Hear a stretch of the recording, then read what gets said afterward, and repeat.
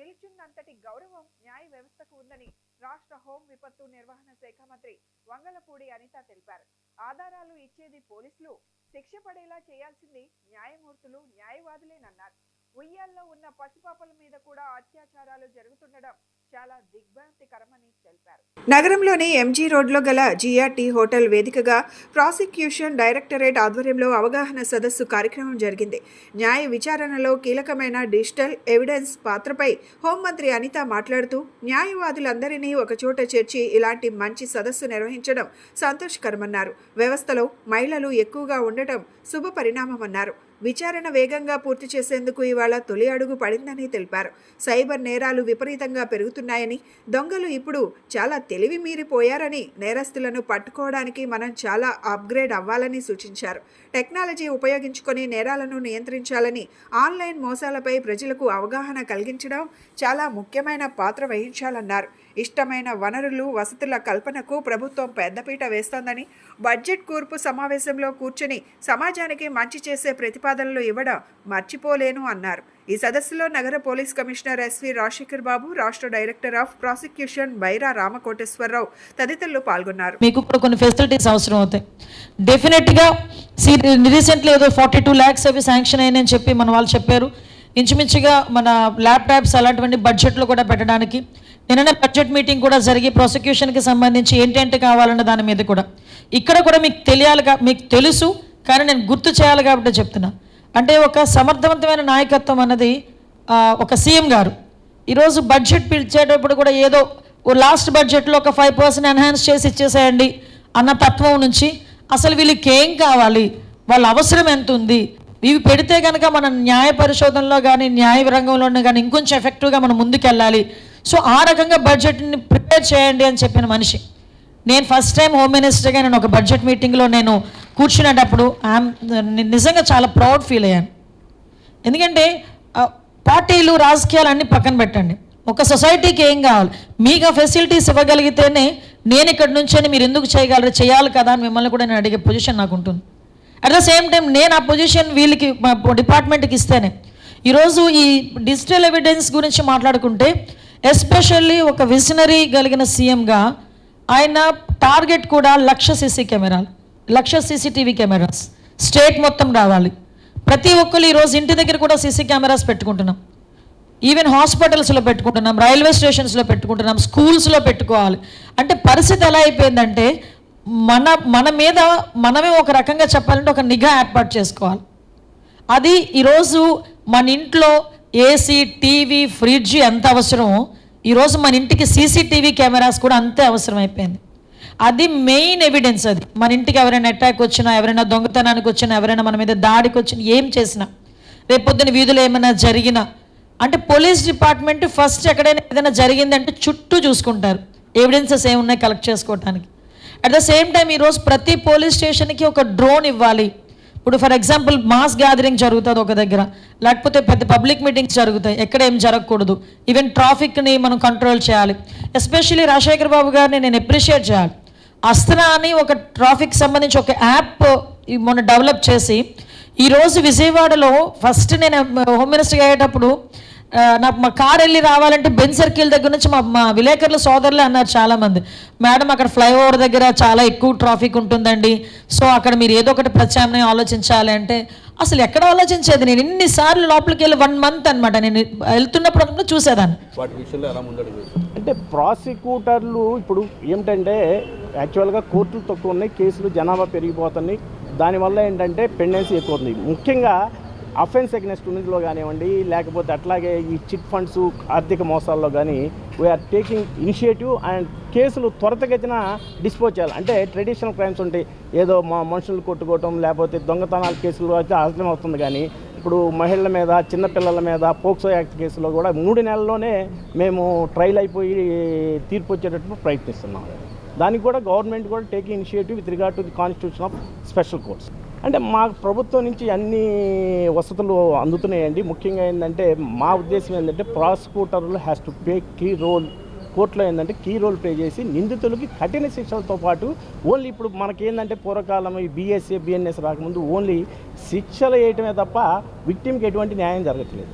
ఇప్పుడు మేమేం చెప్తున్నామంటే నిందితులకి కఠిన శిక్షలతో పాటు వాళ్ళకి ప్రభుత్వం విక్టిమ్ కాంపన్సేషన్ ఫండ్ ఉంది, ఆ స్కీమ్ నుంచి 5 లక్షలు 3 లక్షలు డిపెండింగ్ ఆన్ ఆ డబ్బులు ఇప్పించాలని, అలాగే ఇప్పుడు బాధితులకి నిందితుల నుంచి కూడా వాళ్ళ ఫైనాన్షియల్ స్టేటస్ని ముందే తీసుకొని కోర్టులో నేరం రుజువైనప్పుడు ఇంత డబ్బు ముద్దాయి ఇచ్చే పరిస్థితిలో ఉన్నాడు కాబట్టి ఇంత ఇవ్వాలని చెప్పేసి కోర్టుని రిక్వెస్ట్ చేసి వాళ్ళకి శిక్షలు పట్టడమే కాకుండా వాళ్ళ ఆస్తుల నుంచి కూడా డబ్బులు ఇచ్చే ఏర్పాట్లు కూడా కాంపన్సేషన్ ఇచ్చేట్లు కూడా ఏర్పాటు చేస్తున్నాం.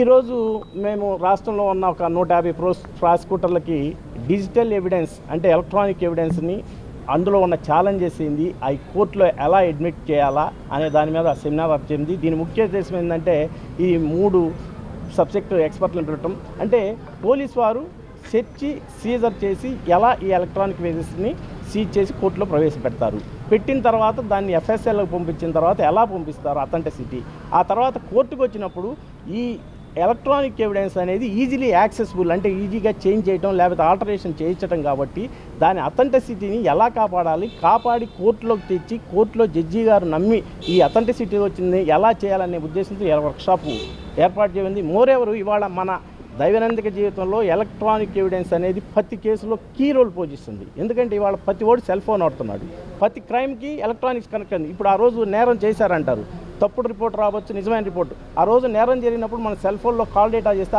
ఆ ప్రదేశంలో ఉన్నాడా లేడా అనేది తేలిపోయింది. దానివల్ల ఏంటంటే ముద్దాయికి అనుకూలం ఉంటుంది, ప్రాసిక్యూషన్కి అనుకూలం ఉంటుంది. ప్రాసిక్యూషన్లో కాల్ డీటెయిల్స్ ప్రకారం ఆ రోజు ఈ హోటల్ దగ్గర ఉన్నారనుకోండి నేరం ప్రూవ్ అయిపోతుంది. కాబట్టి ఇవాళ ప్రతి మనిషి ఎలక్ట్రానిక్ ఎవిడెన్స్ అనేది భాగమైనందున ఆ ఎలక్ట్రానిక్ ఎవిడెన్స్ అనేది వాళ్ళ క్రైమ్లో భాగమైంది కాబట్టి దీని యొక్క ప్రాముఖ్యతను గుర్తించి మేము ఈ వర్క్షాప్ను ఆర్గనైజ్ చేస్తాం. ఏపీలో జనవరి నుండి స్వచ్ఛాంధ్ర కార్యక్రమాలు ప్రతి జిల్లాలో చేపట్టామని రాష్ట్ర ప్రభుత్వ ప్రధాన కార్యదర్శి విజయానంద్ విజయవాడ నగరపాలక సంస్థ కమిషనర్ ధ్యానచంద్ర అన్నారు. పరిసరాలను పరిశుభ్రంగా ఉంచుకోవడం ద్వారా పట్టణాలు గ్రామాలు పరిశుభ్రమై రాష్ట్రం పరిశుభ్రంగా మారుతుందని, ప్రజలందరూ పరిసరాలను పరిశుభ్రంగా ఉంచుకొని ఆంధ్ర రాష్ట్ర ప్రగతిలో భాగస్వామ్యులు కావాలని పిలుపునిచ్చారు. అందరికీ నమస్కారం. ఈ రోజు స్వచ్ఛ ఆంధ్ర స్వచ్ఛ దివస్ భాగంగా ఈ రోజు 63వ వార్డులో మనము ఒక ర్యాలీ చేయడం జరిగింది. హానరబుల్ చీఫ్ సెక్రటరీ గారు కూడా మన ఫంక్షన్ కి రావడం జరిగింది. ఇప్పుడు మనకు వచ్చిన స్వచ్ఛాంధ్ర కార్పొరేషన్ వచ్చిన ఇన్స్ట్రక్షన్ ప్రకారం స్టేట్ గవర్నమెంట్ నుంచి మానిటర్ చేస్తున్నారు. ప్రతి నెల కూడా ఒక థీమ్ బేసిస్ పైన ఈ యాక్టివిటీ చేయమని కూడా ఆదేశాలు రావడం జరిగింది. ఫిబ్రవరి నెలలో రిసోర్స్ అని ఒక థీమ్ బేస్ పైన మనము ఈ యాక్టివిటీని చేస్తున్నాము. అంటే సోర్స్ లో వచ్చిన చెత్తను కూడా ఒక రిసోర్స్ గా మార్చడానికి మనం ఎలాంటి చర్యలు తీసుకోవాలని దానిపైన ప్రత్యేకంగా దృష్టి పెట్టాలని రాష్ట్ర ప్రభుత్వం జారీ చేయడం జరిగింది. దీంట్లో మనకి రెడ్ అలాగే బ్లూ అండ్ గ్రీన్ 3 డస్ట్బిన్ మనం ఆల్రెడీ ఆల్ హౌస్ హోల్డ్స్ కి కూడా ఇవ్వడం జరిగింది విజయవాడ కార్పొరేషన్ లో. ఇందులో సోర్స్ లోనే సెగ్రిగేట్ చేయడం అంటే వెట్ వేస్ట్, డ్రై వేస్ట్ అలాగే హజార్డస్ వేస్ట్ 3 కూడా సోర్స్ లోనే సెగ్రిగేట్ చేయాలి. అలాగే మన అందరికీ తెలుసు డోర్ టు డోర్ కలెక్షన్ భాగంగా మనకు వచ్చే క్లాప్ ఆటోలు ఉండొచ్చు, వీల్ బ్యారోస్ ఉండొచ్చు, ఇంటికి కూడా కలెక్షన్ చేస్తున్నప్పుడు ఇవన్నీ కూడా సెగ్రిగేట్ చేస్తే ఎన్విరాన్మెంటల్ ఫ్రెండ్లీ అవుట్పుట్ అనేది వస్తుంది. వచ్చే చెత్త కూడా మనము రిసోర్స్ గా మార్చుకోవచ్చు అనేది ఒక థీమ్ కాన్సెప్ట్. దీంట్లో భాగంగానే ఇప్పుడు చీఫ్ సెక్రటరీ గారు అలాగే ఎంటైర్ కార్పొరేషన్ సిబ్బంది ర్యాలీ కూడా కండక్ట్ చేయడం జరుగుతూ ఉంది. దీంట్లో ముఖ్యంగా మనం anti single use plastic drive కూడా మనం చాలా వైబ్రెంట్ గా విజయవాడలో చేస్తున్నాము. లెస్ దెన్ 120 మైక్రాన్స్ ఉన్న ప్లాస్టిక్ పైన అవగాహన స్టార్ట్ చేశాము. ఎన్ఫోర్స్మెంట్ కూడా త్వరలోనే స్టార్ట్ చేయడం జరుగుతుంది. ఎట్టి పరిస్థితుల్లో ఇప్పుడు సింగిల్ యూజ్ ప్లాస్టిక్ వాడితే మీరు అందరికీ తెలుసు ఇవన్నీ కూడా మన ఆవులు కన్జ్యూమ్ చేయొచ్చు, లేదంటే ఇవన్నీ డంప్ చేసిన తర్వాత ఓషన్ లో కూడా ఇవన్నీ పొల్యూషన్ అయ్యే చాలా ప్రమాదకరంగా ఉంది. కాబట్టి ministry of environment guide lines ప్రకారం ఇవి కూడా ఇంప్లిమెంట్ చేయాల్సిన అవసరం ఉంది. సో ఈ నెల రిసోర్స్ పైన చాలా చక్కగా మనం ఫోకస్ చేయడం జరిగింది. దీంతో భాగంగా ప్రతి 44 వార్డులో 286 సచివాలయంలో అలాగే అన్ని స్కూల్స్ కాలేజెస్ లో కూడా ఈ రోజు పిల్లలకు కూడా దీనిపైన అవగాహన ఇస్తూ ఎంటైర్ యాక్టివిటీని సక్సెస్ఫుల్ గా చేస్తాము. మళ్ళీ నెక్స్ట్ నెల మనకి టీం ఉన్నట్టు నెక్స్ట్ నెల కూడా ఎవ్రీ సాటర్డే అది కూడా యాక్టివిటీ చేయడం జరుగుతుంది. స్వచ్ఛాంధ్రలో భాగంగా జనవరి నుంచి ప్రతి ఈ రకంగా మనం ఎవరి సాటర్డే రకంగా ఎవరి సాటర్డే పెట్టుకున్నాము ప్రోగ్రామ్. అందులో భాగంగా ఈ రోజు మనం ఈ కార్యక్రమాన్ని ఇక్కడ విజయవాడ మున్సిపల్ కార్పొరేషన్ టేకప్ చేయడం జరిగింది. దీని ప్రధాన ఉద్దేశం మనకందరికీ తెలుసు, పరిశుభ్రత అలాగే పరిసరాలన్నింటినీ పరిశుభ్రంగా ఉంచుకోవడం, మనల్ని మనం పరిశుభ్రంగా ఉంచుకోవడం, అలాగే మన పరిసరాలను పరిశుభ్రంగా ఉంచుకోవడం ద్వారా మన గ్రామాలను, పట్టణాలను, మన రాష్ట్రాన్ని పరిశుభ్రంగా ఉంచుకోవడం ఉద్దేశంతో ఈ కార్యక్రమాన్ని చేపట్టడం జరిగింది. దీంట్లో భాగంగా ఇది ఏదో ఒక మొక్కుబడి కార్యక్రమంలా కాకుండా దీన్ని ముందుగానే ప్లాన్ చేసుకొని, ఒక 2 వారాల ముందే ప్లాన్ చేసుకొని ఏ రకమైన యాక్టివిటీస్ చేపట్టాలనేది కూడా ప్లాన్ చేసుకొని చేయడం జరుగుతుంది. ఈ ఫిబ్రవరికి సంబంధించి మనము సోర్స్ రిసోర్స్ అనే ఒక థీమ్ తీసుకున్నాము. అంటే ఏదైతే వేస్ట్ ఉందో ఆ వేస్ట్ నుంచి కూడా మనం దాన్ని ఒక రిసోర్స్ గా వాడుకొని దాన్ని ఎఫెక్టివ్ గా యూజ్ చేసుకుంటాం. దాని ద్వారా కూడా మనం వెల్త్ క్రియేట్ చేయొచ్చు.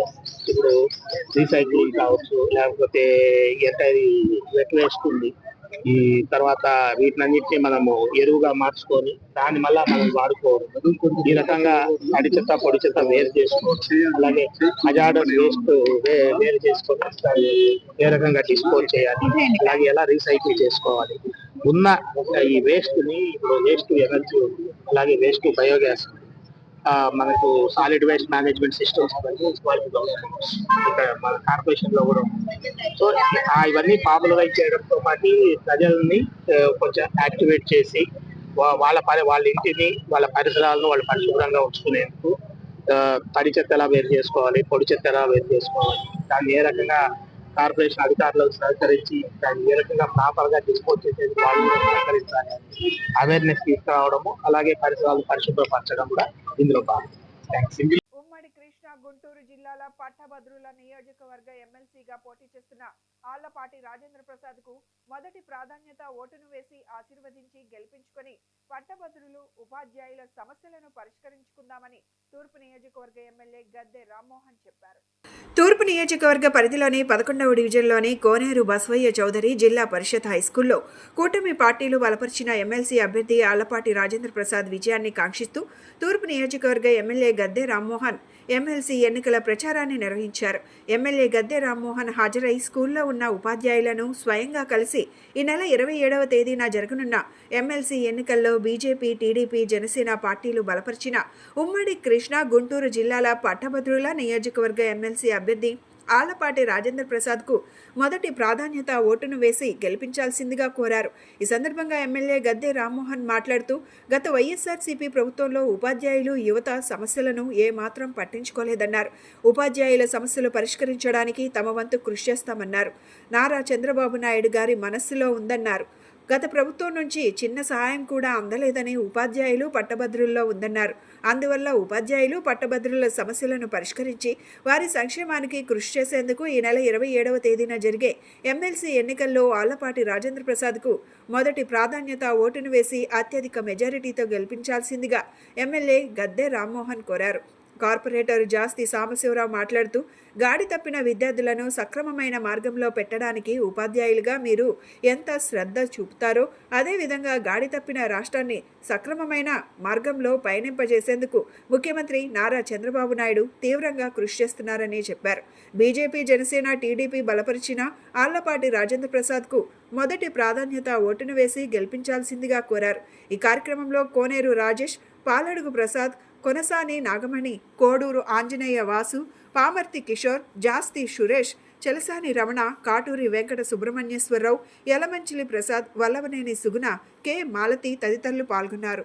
గ్రాడ్యుయేట్ ఎన్నికల్లో, ఎమ్మెల్సీ ఎన్నికల్లో ఆళ్లపాటి రాజేంద్ర ప్రసాద్ గారి అభ్యర్థిత్వాన్ని బలపరచమని ఈ రోజున ఈ జిల్లా పరిషత్ పట్టణ హై స్కూల్కి వచ్చి అక్కడ ఉన్న టీచర్స్ అందరూ కూడా రిక్వెస్ట్ చేయడం జరిగింది. ఆళ్లపాటి రాజేంద్ర ప్రసాద్ గారికి ఎందుకు ఓటు వేయాలంటే ఆయనకున్న సీనియారిటీ, ఆయన గతంలో ఒక శాసనసభ్యుడిగా ఉన్నా, మంత్రిగా ఉన్నా, తెలుగుదేశం పార్టీ ప్రధాన నాయకుడిగా ఉన్నా నిరంతరం సమస్యల మీద ఏ విధంగా ఆయన అడ్రస్ చేసి పరిష్కరించారో కొన్ని ఉదాహరణలు చెప్పడం జరిగింది. అదేవిధంగా ఇవాళ నాకు తెలిసి ఆంధ్ర రాష్ట్రంలో టీచర్స్ కు ఉన్న పెద్ద సమస్యలు, క్లిష్టమైన సమస్యలు ఇంక ఏ వ్యవస్థకి లేవనేది నా ప్రగాఢ నమ్మకం. ఎందుకంటే సుమారు 25,000 కోట్ల రూపాయలు ప్రభుత్వం నుంచి వాళ్ళకి పెండింగ్ ఉంది. వాళ్ళకి కామన్గా లీవ్ క్యాష్మెంట్ కానివ్వండి, లేకపోతే వాళ్ళు దాచుకున్న డబ్బులు వాళ్ళ అవసరానికి ఏదైనా అప్పుగా చెవక, ఇవన్నీ కూడా ఈ 4 సంవత్సరాల నుంచి ఎక్కడ కూడా జరగట్లేదు. దానివల్ల వాళ్ళందరూ చాలా ఇబ్బందులు గురవుతూ ఉన్నారు. అందువల్ల వారిని ప్రత్యేకమైన శ్రద్ధతో రాజేంద్ర ప్రసాద్ గారు యొక్క సహకారంతో మేము కూడా కలిసి నారా చంద్రబాబు నాయుడు దృష్టికి తీసుకువెళ్ళి తప్పకుండా ఆ సమస్య పరిష్కారం చేయడానికి, అదేవిధంగా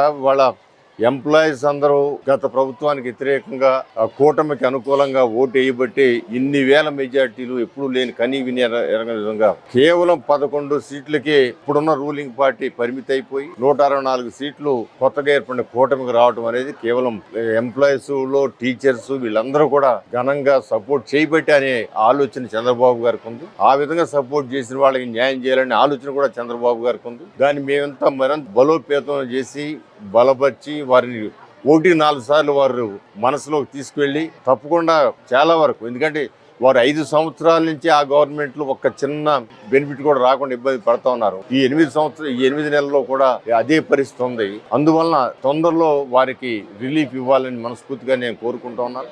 అదేవిధంగా చంద్రబాబు రిలీఫ్ ఇచ్చే బాధ్యత కూడా మేము తీసుకుంటాం. ఆలపాటి రాజేంద్ర ప్రసాద్ గారికి వీళ్ళ ప్రతినిధిగా వస్తే ఇంకా మరింత ఎక్కువగా మాకు సమస్యలు పరిష్కరించే అవకాశం ఉంటుందని నేను తెలియజేస్తాను. నైపుణ్యం కలిగిన కళాకారులకు స్వయం సహాయక సంఘాల సభ్యులకు జీవనోపాధి అవకాశాలను కల్పించడమే లక్ష్యంగా గ్రామీణ భారత్ మహోత్సవ్ ఆంధ్రప్రదేశ్ 2025ను ఏర్పాటు చేసినట్లు ఎన్టీఆర్ జిల్లా కలెక్టర్ డాక్టర్ జి లక్ష్మీషా తెలిపారు. కళాకారుల జీవితాలను మెరుగుపరచడానికి కేంద్ర రాష్ట్ర ప్రభుత్వాలు ప్రత్యేక కృషి చేస్తున్నాయన్నారు. సాంప్రదాయ, చేనేత, హస్తకళలు, రైతు ఉత్పత్తిదారుల సంస్థలు, ఆప్ ఫార్మ్ ప్రొడ్యూసర్స్ ఆర్గనైజేషన్ ఉత్పత్తులను ప్రోత్సహించడానికి నాబార్డ్ మార్కెటింగ్ చేసేందుకు పెద్ద ఎత్తున చర్యలు తీసుకుంటుందన్నారు. విజయవాడలోని మేరీ స్టెల్లా ఇండోర్ స్టేడియంలో ఏర్పాటు చేసిన గ్రామీణ భారత్ మహోత్సవ్ ఆంధ్రప్రదేశ్ 2025ను ఎన్టీఆర్ జిల్లా కలెక్టర్ డాక్టర్ జి లక్ష్మీషా శుక్రవారం ప్రారంభించారు. ప్రదర్శనలో ఏర్పాటు చేసిన పలు స్టాళ్లను ఆసక్తిగా తిలకించారు. ఈ సందర్భంగా ఆయన మాట్లాడుతూ నాబార్డ్ ఆంధ్రప్రదేశ్ ప్రాంతీయ కార్యాలయం విజయవాడ ప్రతి ఏడాది నిర్వహిస్తున్నట్లే ఈ ఏడాది కూడా గ్రామీణ భారత్ మహోత్సవ్ ఆంధ్రప్రదేశ్ 2025లో భాగంగా రాష్ట్ర స్థాయి చేనేత మరియు హస్తకళల ప్రదర్శనను ఏర్పాటు చేయడం సంతోషంగా ఉందన్నారు. నాబార్డ్ గ్రామీణాభివృద్ధిలో పోషిస్తున్న కీలక పాత్రను ప్రశంసిస్తూ రైతులు, స్వయం సహాయక బృందాలు మరియు సూక్ష్మ వ్యాపారులు తమ ఉత్పత్తులను విస్తృత మార్కెట్లకు తీసుకెళ్లేందుకు ఇలాంటి ప్రదర్శనలను వినియోగించుకోవాలని సూచించారు. ఫిబ్రవరి 14 నుండి 23 వరకు జరగనున్న ఈ ప్రదర్శనలో దేశవ్యాప్తంగా వివిధ రాష్ట్రాల నుంచి వచ్చిన గ్రామీణ కళాకారులు తమ నైపుణ్యాన్ని ప్రదర్శించే అరుదైన అవకాశం పొందుతారన్నారు. ఆంధ్రప్రదేశ్ రాష్ట్ర సాంప్రదాయ హస్తకళల్లో మంగళగిరి పట్టు, ఉప్పాడ, పొందూరు ఖద్దర్, తెలంగాణ ప్రత్యేకతలైన నారాయణపేట సిల్క్ మరియు కాటన్ చీరలు, అలాగే శ్రీకాకుళంలోని సిక్కోలు కాటన్ చీరలు ప్రధాన ఆకర్షణగా నిలుస్తున్నాయన్నారు. తిరుపతికి చెందిన బాలాజీ హస్తకళలు, ధర్మవరం పట్టుచీరలు, శ్రీ బాలాజీ కాటన్ సిల్క్, కొండపల్లి, ఏటికొప్పాక వంటి సాంప్రదాయ కళాఖండాలతో పాటు తమిళనాడు నుండి ప్రత్యేకంగా వచ్చిన పట్టుచీరలు కూడా ఈ ప్రదర్శనలో ప్రాముఖ్యత సంతరించుకున్నాయన్నారు. నాబార్డ్ సిజిఎం ఎంఆర్ గోపాల్ మాట్లాడుతూ గ్రామీణ రైతులు, మత్స్యకారులు, చేనేత కళాకారులు మరియు చిరు వ్యాపారస్తులు ఆర్థిక స్థితిగతులను మెరుగుపరిచేందుకు సహకారం అందిస్తున్నామన్నారు. కొత్త ఆర్థిక నమూనాలను, సహకార సంస్థల బలోపేతాన్ని, గ్రామీణ మౌలిక సదుపాయాల అభివృద్ధిని నాబార్డ్ ముందుకు తీసుకెళ్తోందన్నారు. ఈ కార్యక్రమంలో NABARD AP general manager doctor KVS Prasad, APCOB MD doctor R Srinath Reddy, AP GVB chairman K Pratap Reddy, NABARD AP DGM M Sri Ramachandramurthy పాల్గొన్నారు. గత ముఖ్యమంత్రి వైఎస్ జగన్మోహన్ రెడ్డి అధికారాన్ని చూసి విర్రవీగిన వారంతా ఊచలు లెక్క పెట్టాల్సిందేనని టీడీపీ నేత బుద్ధ వెంకన్న చెప్పారు. నాడు నోటి దూల తీర్చుకున్న వారికి చట్టపరంగా దూల తీరుస్తామని ప్రకటించారు. ఇప్పుడు చేసిన తప్పులకు అరెస్టులు చేస్తుంటే గగ్గోలు పెడుతున్నారని తెలిపారు. ఆనాడు నోరు పారేసుకున్నప్పుడు తప్పు చేస్తున్నామని తెలీదా అంటూ ప్రశ్నించారు. రాష్ట్రంలో జరుగుతున్న పరిస్థితులు అందరికీ తెలుసు.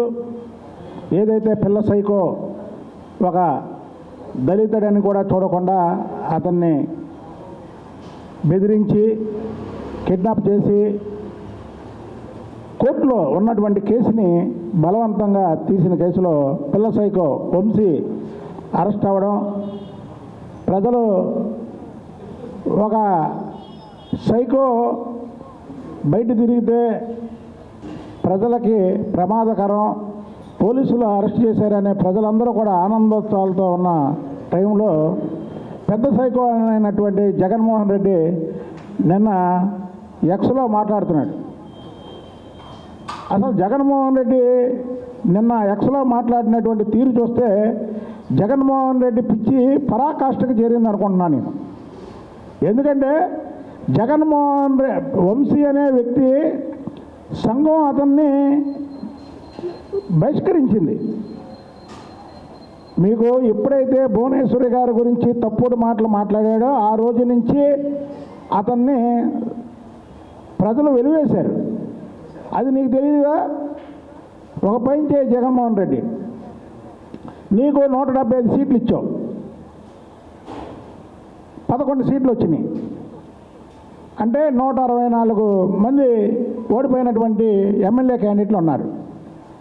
వాళ్ళని ఒక్కొక్కరిని పిలిచి వాళ్ళ దగ్గర నువ్వు అడుగు, ఈ వంశీ నాని గురించి పార్టీ ఎంత డ్యామేజ్. అసలు నీ దగ్గర ఉన్నటువంటి ఎమ్మెల్యేలు నీ పార్టీలో ఫస్ట్ నుంచి ఉన్నటువంటి వాళ్ళే ఈ కొడాల నాని వంశీ వల్ల కొద్దిగా ఓడిపోయామని వాళ్ళు చెప్తుంటే నువ్వు ఇంకా ఎక్స్లో మాట్లాడుతున్నావు అంటే వంశీ గురించి నీ పిచ్చి ఇక పరాకాష్ఠకి చేరింది. ఇక దీన్ని బట్టి ఇవాళ నాకు ప్రతిపక్ష సీటు ఇవ్వండి, ప్రతిపక్ష హోదా ఇవ్వండి, ఇస్తేనే అసెంబ్లీకి వస్తానన్నావు.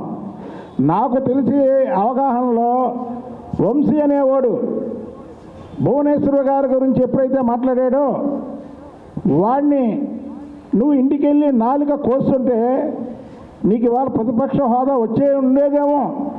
అది నా పర్సనల్ ఒపీనియన్. ప్రతిపక్ష హోదా వచ్చి ఉండేదేమో. నువ్వు అలా చేయకుండా ఎంకరేజ్ చేయడమే కాకుండా మళ్ళీ అసెంబ్లీలో నీ చెంచాలను పెట్టుకొని చంద్రబాబు నాయుడు గారి దగ్గర చంద్రబాబు నాయుడు గారు ఉండగానే ఆమె గురించి మాట్లాడినటువంటి మాటలు ఏవైతే ఉన్నాయో ఈరోజు నీకు 11 సీట్లు రావడానికి కారణం. విజయ డైరీలో జరుగుతున్న అవినీతి అక్రమాలపై చర్యలు తీసుకోవాలని పాడి రైతు తాడికొండ రమేష్ బాబు డిమాండ్ చేశారు. విజయ డైరీ చైర్మన్ చెలసాని ఆంజనేయులు, ఎండి అనిల్ కుమార్ పాడి రైతులను మోసం చేస్తున్నారని, సరైన నాణ్యతా ప్రమాణాలు లేని ఉత్పత్తులను తయారు చేసి అనేక అక్రమాలకు పాల్పడుతున్నారని ఆరోపణలు గుప్పించారు. నాణ్యత ప్రమాణాలు లేకుండా బయటికి వచ్చే ఉత్పత్తుల వల్ల ఏదైనా ప్రాణ నష్టం జరిగితే ఎవరు బాధ్యత వహిస్తారని నిలదీశారు. ఉమ్మడి కృష్ణాకు చెందిన రైతుల సహకార సంస్థల్లో జరిగిన అవినీతిపై చర్యలు తీసుకోవాలని కోరుతూ గాంధీనగర్లోని హనుమంతరాయ గ్రంథాలయంలో పాడి రైతులు విలేకరుల సమావేశం ఏర్పాటు చేశారు. ఈ సందర్భంగా పాడి రైతు తాడికొండ రమేష్ బాబు మాట్లాడుతూ కొన్ని సంవత్సరాలుగా విజయ డైరీకి పాలు పోస్తున్నామని, విజయ డైరీ చైర్మన్ చెలసాని ఆంజనేయులు, ఎండి అనిల్ కుమార్ పాడి రైతులను మోసం చేస్తున్నారని అన్నారు. విజయ డైరీ చైర్మన్ ఆంజనేయులు తమకు ఇతర కంపెనీల కన్నా ఎక్కువ ఇస్తున్నామని చెబుతున్నారు. రేటు పెంచామని చెబుతున్న చైర్మన్ బహిరంగంగా రేటు ఎంత పెంచారో చెప్పగలరా అంటూ ప్రశ్నించారు. 85 రూపాయల దాకా రేటు ఇస్తున్నామని చెబుతున్నారు. రైతులకు ఇచ్చే బోనస్ 10 పైసలకు పడిపోయిందని వాస్తవం కాదా అని నిలదీశారు. ఆవుల కొనుగోలులో కూడా అక్రమాలకు పాల్పడ్డారని, విజయ డైరీ రైతుల సంస్థకు ఒక బైలా ఉంది, దాని ప్రకారమే సంస్థ నడుస్తుందా అని అడిగారు. నూతనంగా నిర్మించిన కామధేనువు ఫ్యాక్టరీలో నీటి సమస్య ఉంది అని చెప్తున్నారు. అది రైతులకు చూపించాలన్నారు. 5,000 కేజీల పెరుగును నేలపాలు చేసిన విషయం వాస్తవం కాదా అని ప్రశ్నించారు. నీటి నాణ్యతా ప్రమాణాలు పరిశీలించకుండా ఏ విధంగా ఫ్యాక్టరీని నిర్మించారని అడిగారు. బయట తయారు చేస్తున్న ఉత్పత్తులను విజయ పేరు ఎవరు ఎందుకు పెడుతున్నారని నిలదీశారు. నాణ్యతా ప్రమాణాలు లేకుండా బయటకు వచ్చే ఉత్పత్తుల వల్ల ఏదైనా ప్రాణ నష్టం జరిగితే ఎవరు బాధ్యత వహిస్తారని ప్రశ్నించారు. మేము రైతులుగా విజయ డైరీలో మేము 30 సంవత్సరాల క్రితం నుంచే పాలు పోస్తున్నాము. మరి ఆ పాలు పోసిన దానికి రైతులుగా మాకు అన్యాయం జరుగుతుంది కాబట్టి మేము ఈ ప్రెస్ మీట్కి అరేంజ్ చేసి పెట్టించుకొని మేము చెబుతున్నామండి. ఎందుకంటే మా బాధ, రైతుల బాధ ఎంత అంత కాకుండా ఉంది. ఎందుకని మీరు క్వశ్చన్ చేసి అడగవచ్చు. మండవ జానకిరామయ్య గారి టైంలో 1 లీటర్ పాలకి 32 పైసలు బోనస్ ఇచ్చేవాళ్ళండి. కానీ చెలసాని ఆంజనేయులు గారు వచ్చిన తర్వాత మేము 80 రూపాయలు ధర చెల్లిస్తున్నామని చెప్పి మొన్న ప్రెస్ మీట్ పెట్టి ప్రగాఢపాలు పలికి వాళ్ళు డైరెక్టర్లు, బోర్డు డైరెక్టర్లు అందరూ కూడా చెప్పి అనౌన్స్ చేశారు. దానికి గాను మా బాధ చెప్పుకున్న ఇనే పరిస్థితుల్లో వాళ్ళు లేరు చెలసాని ఆంజనేయులు గారు మరి బోర్డు డైరెక్టర్లు. ఎందుకనంటే ఆ రోజున జానకిరామయ్య గారు 32 పైసలు బోనస్ లీటర్కి 3 విడతల్లో ఇచ్చేవాళ్ళు. 3 విడతల్లో ఇచ్చి రైతుని ఎంతో ఎన్నో రకాలుగా ఆదుకున్నారు. మరి ఒక పశువుకి ఇన్సూరెన్స్ దాంట్లో మూడు భాగాలుగా విడగొట్టి 3 భాగాల్లో ఒకటి సొసైటీ, ఒకటి రైతు వాటా, ఒకటేమో ఫ్యాక్టరీ వాటా, 3 వాటాలుగా విడగొట్టి జానకిరామయ్య గారు ఆ రోజున రైతులకి న్యాయం చేశారు. మరి ఇవాళ 1,50,000 2 లక్షల రూపాయలు లేనిదే గేదెలు లేదండి.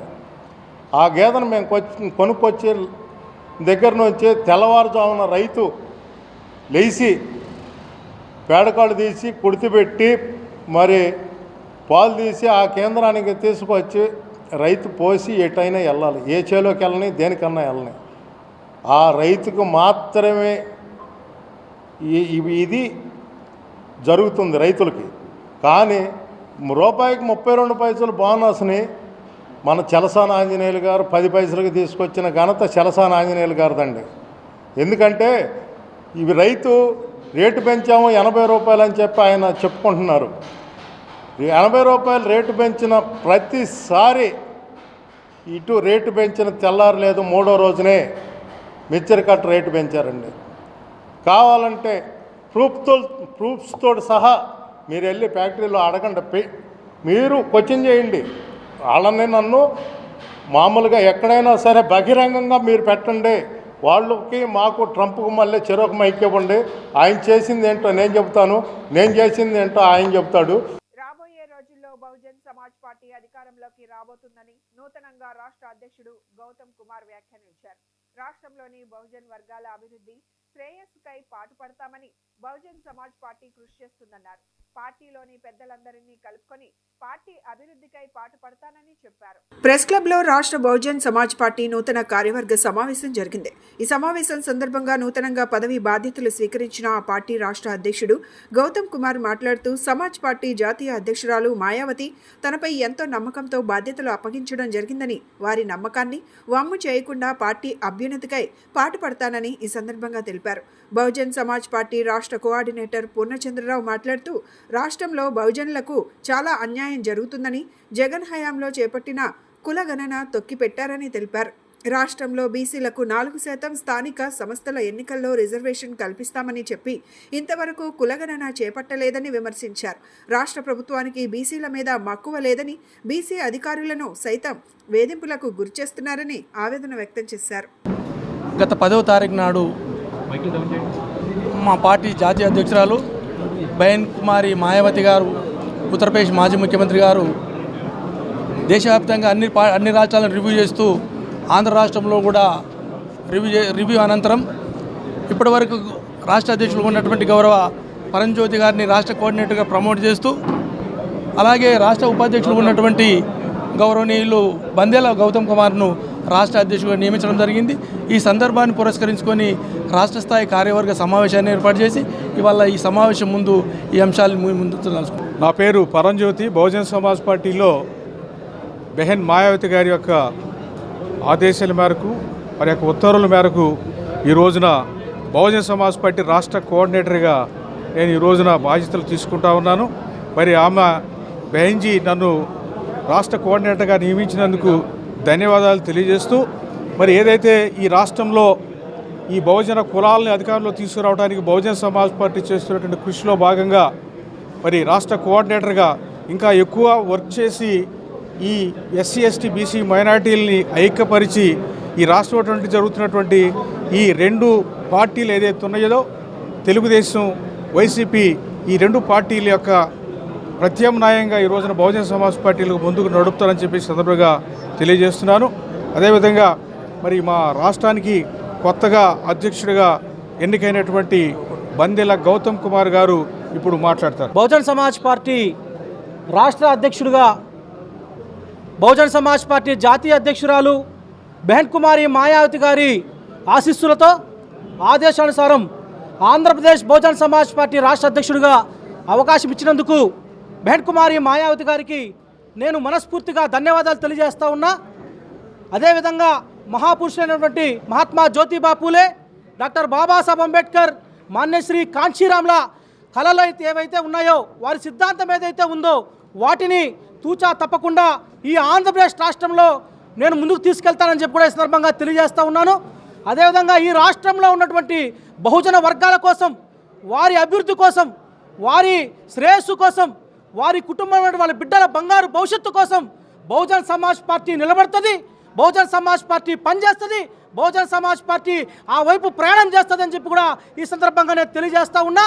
అదేవిధంగా ఈరోజు మా రాష్ట్ర పార్టీలో ఉన్నటువంటి సెంట్రల్ కోఆర్డినేటర్ బాలయ్య గారు కావచ్చు, కోఆర్డినేటర్ అయినటువంటి పూర్ణచంద్రరావు గారు, పరంజ్యోతి గారు, మల్లెక్కల్ గారు, గురప్ప గారు, చిత్రసేన గారు లాంటి, రాజారావు గారు, మాజీ ఎమ్మెల్యే రాజారావు గారు లాంటి చాలామంది నాయకులందరినీ కూడా కలుపుకొని ఆంధ్రప్రదేశ్ రాష్ట్రంలో బహుజన్ సమాజ్ పార్టీని ఉన్నత శిఖరాలకు తీసుకెళ్లి ఈరోజు ఆంధ్రప్రదేశ్ రాష్ట్రంలో ఏదైతే వైఎస్ఆర్ కాంగ్రెస్ పార్టీ, తెలుగుదేశం పార్టీ అధినాయకులు చంద్రబాబు నాయుడు గారు కావచ్చు, జగన్మోహన్ రెడ్డి గారు కావచ్చు, ఈ నాయకుల మధ్యలో అనే ఈ కులాలు, ఈ బహుజన వర్గాలు, జాతులు ఏ విధంగా అయితే నలిగిపోతూ ఉన్నాయో, వాళ్ళ బతుకులు ఏ విధంగా అయితే ఛిద్రమవుతూ ఉన్నాయో, వాటన్నిటినీ కూడా బహుజన్ సమాజ్ పార్టీ తరఫున ఒక భరోసాగా మేము ముందుకు తీసుకెళ్తాం. ఖచ్చితంగా బహుజన్ సమాజ్ పార్టీని ఈ రాష్ట్రంలో అధికారం వైపు మేము నడిపిస్తామని చెప్పి కూడా నేను ఈ సందర్భంగా తెలియజేస్తూ, ఈ రాష్ట్రంలో బహుజన సమాజ్ పార్టీ, అదేవిధంగా బహుజన వర్గాలు ఖచ్చితంగా గుండెల మీద చేసుకుని మా పార్టీ బహుజన సమాజ్ పార్టీ రేపు అధికారంలోకి రాబోతోంది, మనకు భరోసాగా నిలబడతా ఉందని చెప్పి కూడా మీ అందరూ కూడా గుర్తుపెట్టుకోవాల్సిందిగా సవినీయంగా కోరుకుంటూ జై భీమ్, జై భారత్, జై బీఎస్పీ. రోడ్డు కబ్జాను అడ్డుకున్నందుకు గాను యాదవ్ కుల సంఘస్థుడైన కొరాడ శేషుబాబు కుటుంబ సభ్యులపై తప్పుడు కేసులు నమోదు చేసి వేధింపులకు గురి చేస్తున్నారని ఆంధ్రప్రదేశ్ యాదవ సంఘం రాష్ట్ర అధ్యక్షుడు కూర శ్రీనివాస్ యాదవ్ చెప్పారు. రోడ్డు కబ్జా విషయమై నగరపాలక సంస్థ అధికారులకు ఫిర్యాదు చేసినప్పుడు ఆక్రమించుకొని నిర్మాణం చేపట్టిన వారికి నోటీసులు ఇవ్వడం జరిగిందన్నారు. ఆనాటి నుండి కబ్జాదారులు కుటుంబ సభ్యులపై వేధింపులకు గురి చేస్తున్నారని తెలిపారు. గాంధీనగర్ ప్రెస్ క్లబ్ లో ఏర్పాటు చేసిన విలేకరుల సమావేశంలో రాష్ట్ర యాదవ సంఘం అధ్యక్షుడు కూర శ్రీనివాస్ యాదవ్ మాట్లాడుతూ వేధింపులపై పోలీసులకు ఫిర్యాదు చేసినప్పటికీ పట్టించుకోవడం లేదని ఆవేదన వ్యక్తం చేశారు. అధికారులు, పోలీసు అధికారులు సంఘటన ప్రాంతాన్ని కబ్జాదారులపై చర్యలు తీసుకోవాలని, బాధితులకు న్యాయం చేయాలని డిమాండ్ చేశారు. బాధితుడైన కోరాడ శేషుబాబు మాట్లాడుతూ పాతబస్తీ బ్రాహ్మణ వీధిలోని సింహాద్రి స్ట్రీట్లో అను నివాసం ఉంటున్నానని, వీధిలోని రోడ్డు కబ్జాకు గురి కావడంతో నగరపాలక సంస్థ అధికారులకు ఫిర్యాదు చేయడంతో కబ్జాదారులు తనను, తన కుటుంబ సభ్యులను వేధింపులకు గురి చేస్తున్నారని తెలిపారు. తప్పుడు కేసుల నుండి తప్పించాలంటే కబ్జాదారులైన దార్ల ఉదయ్ కుమార్, దుర్గాసి సాయిలు 2 లక్షల రూపాయలు డిమాండ్ చేస్తున్నట్లు తెలిపారు. అంతేకాకుండా ఊర్లో లేని సమయంలో తనపై తప్పుడు కేసులు నమోదు చేసి ఇబ్బందులకు గురి చేస్తున్నారని ఆవేదన వ్యక్తం చేశారు. అధికారులు స్పందించి తగు చర్యలు తీసుకోవాలని కోరారు. కోరాడ శేషుబాబు ఇక్కడ దశాబ్దాల కాలంగా వీళ్ళ కుటుంబం, వీళ్ళ నాన్నగారి కాలం నుంచి కూడా నివాసం ఉంటా ఉంది. అయితే ఆ కొండ ప్రాంతము చాలా ఇరుకు బజారుగా ఉంటుంది. ఆ ఇరుకు బజార్లో దారిని ఆక్రమించి ఒకళ్ళు కట్టడం జరిగింది. ఎందుకు ఆక్రమించి కడుతున్నారని మనవాడు ఆ అంశం మీద మున్సిపల్ అధికారులకు కంప్లైంట్ చేయడం జరిగింది. మున్సిపల్ అధికారులు దాన్ని పరిశీలించి ఆ నిర్మాణాన్ని ఆపివేయమని నోటీసులు కూడా ఇవ్వడం జరిగింది. వారు ఆ నిర్మాణాన్ని ఆపివేయకుండా దాన్ని వేరే విధంగా మార్చి ఇతను ఊళ్ళో లేని సమయంలో ఇతను తిట్టాడని, యాసిడ్ పోస్తాడని రకరకాలుగా ఇతను ఊళ్ళో లేని సమయంలో ఇతని పైన కేసు కట్టడం జరిగింది. ఈ అంశాన్ని ఆంధ్రప్రదేశ్ యాదవ సంఘం తరపున తీవ్రంగా ఖండిస్తూ ఉన్నాం. ఎన్నికలకు ముందు బీసీ రక్షణ చట్టం తీసుకొస్తానని చెప్పినటువంటి కూటమి ప్రభుత్వం, మన ప్రీతమ ముఖ్యమంత్రి వర్యులు చంద్రబాబు నాయుడు గారు బీసీలపైన జరుగుతున్నటువంటి దాడులను, బీసీలపైన అక్రమంగా బనాయిస్తున్నటువంటి కేసులను ఖచ్చితంగా అడ్డుకోవాలని ఆంధ్రప్రదేశ్ యాదవ సంఘం తరపున డిమాండ్ చేస్తూ ఉన్నాం. అక్కడ నిర్మాణాన్ని మీడియా మిత్రులు, యాదవ సంఘ పెద్దలు, బాధితులు, అలాగే ఎవరైతే కంప్లైంట్ పెట్టారో వీళ్ళందరూ మున్సిపల్ అధికారులు, ఎంఆర్ఓ ఆఫీస్ అధికారులు, మీడియా మిత్రులు అందరం కూడా ఆ ప్రాంతానికి వెళ్ళి పరిశీలిస్తే రోడ్డుని ఆక్రమించి కడుతున్నారా లేదా అనేది తేలిపోతుంది. ఆ అంశాన్ని డైవర్ట్ చేయటం కోసం వీళ్ల మీదే తిరిగి కేసులు బనాయించటం అత్యంత దురదృష్టకరమైనటువంటి అంశం. బీసీ రక్షణ చట్టాన్ని తెస్తా అన్నటువంటి బాబు గారు ఈ యాదవ జాతి పైన ఈ సమాజంలో జరుగుతున్నటువంటి దాడులను అరికట్టాల్సినటువంటి ఆవశ్యకత ఈ ప్రభుత్వంపై ఉందని ఆంధ్రప్రదేశ్ యాదవ సంఘం తరపున మేము డిమాండ్ చేస్తూ ఉన్నాం. అదేవిధంగా బలహీన వర్గాల్లో పెద్దన్న పాత్ర పోషిస్తున్నటువంటి యాదవులు, మాలో సగభాగమైనటువంటి మా ఇతర ఎస్సీ ఎస్టీ సామాజిక వర్గాలకు చెందినటువంటి వ్యక్తులను మేము ఎప్పుడూ కూడా అన్నదమ్ములుగా భావిస్తాం. ఈ బలహీన వర్గాల వ్యక్తులందరూ కూడా అన్నదమ్ముల వలె కలిసి ఉండి ఈ రాష్ట్రంలో పోరాటం చేస్తేనే మనం రాజ్యాధికారానికి దగ్గరయ్యే పరిస్థితి ఏర్పడుతుంది. అలాంటి ఎస్సీ సామాజిక వర్గానికి చెందినటువంటి వ్యక్తులను కొందరు ప్రోద్బలం చేసి మా పైన కేసులు బనాయించడం అనేది దురదృష్టకరమైనటువంటి అంశం. రీసెంట్గా గిద్దలూరులో కూడా ఇలాగే మా యాదవ్ కుటుంబ సభ్యుడి పైన ఎస్సీ వర్గం చేత కేసు బనాయించడం జరిగింది. ఇక్కడ శేష్ బాబు అతని భార్య పైన కేసులు పెట్టడం జరుగుతూ ఉంది. సో బలహీన వర్గాల చేత మా పైన అబద్ధపు కేసులు పెట్టడాన్ని ఆంధ్రప్రదేశ్ యాదవ్ సంఘం తరపున మేము సాయి అనే వీళ్ళు కబ్జా చేశారు, నా మీద తప్పుడు కేసులు బనాయించారు. నేను అడుగుతుంటే 2 లక్షలు ఇస్తే కానీ నీకు దారి ఇవ్వనని చెప్పి నా మీద చాలా ఇబ్బందిగా గురి చేస్తాను. నన్ను 2-3 సార్లు స్టేషన్కి వెళ్ళినా కూడా ప్రయోజనం లేకపోయింది. వీళ్ళు పెట్టే టార్చర్కి నేను ఇంకా ఏదైనా వెళ్ళిపోదామని డిసైడ్ చేసుకున్నాను. ఇక లాస్ట్కి ఒకసారి వీడియోకి ఇచ్చి వీళ్ళ గురించి మీరే న్యాయం చేయాలని కోరుతున్నాను. విజయవాడ 1 టౌను కొండ ప్రాంతం అండి. ఇది సుబ్రహ్మణ్య స్వామి గుడి దగ్గర. ఇది 52వ డివిజన్. నేను టీవీ ఛానల్ అని చెప్పి బెదిరిస్తున్నట్టుగా నా మీద కేసులు బనాయించి ఊళ్ళో లేనప్పుడు నేను పంజాబ్లో ఉన్నాను సార్. టీవీ ఛానల్ అని బెదిరించినట్టుగా, యాసిడ్ పోసినట్టుగా కేసులు నా మీద బనాయించారు. ఇప్పుడు స్టేషన్కి రమ్మంటున్నాను. నన్ను 3 రోజుల నుంచి సీఏ గారు ఆధార్ కార్డు తీసుకొని రండి మీద అని చెప్పి నన్ను బెదిరిస్తున్నారు. నాకు చాలా భయంగా ఉంది. నాకేం చేయాలో తెలియక ఇక్కడ మీ దగ్గర కోరుకుంటున్నాను.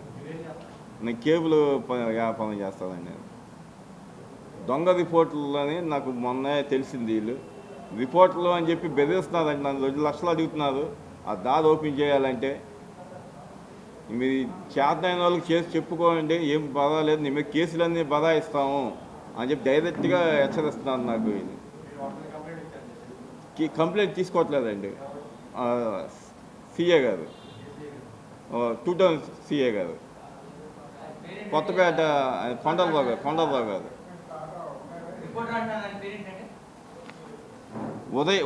ఉదయ్ కుమార్ అండి, దామోదర్ ఉదయ్ కుమార్ అండి. అది పేపర్ వస్తుంది అండి, రిపోర్టర్ అంటున్నాడు, ఏం చెప్పట్లా. సాయి అని అయినా రిపోర్టర్ అని చెప్తున్నాడండి. తాపీ మేస్త్రి అయినా రిపోర్టర్ని. నువ్వు ఎక్కడ తిరిగినా కూడా ఏమవ్వదు, 2 లక్షలు ఇస్తేనే నీకు అది ఓపెన్ అవుతుంది అది అని కఠినంగా చెప్తున్నాడండి.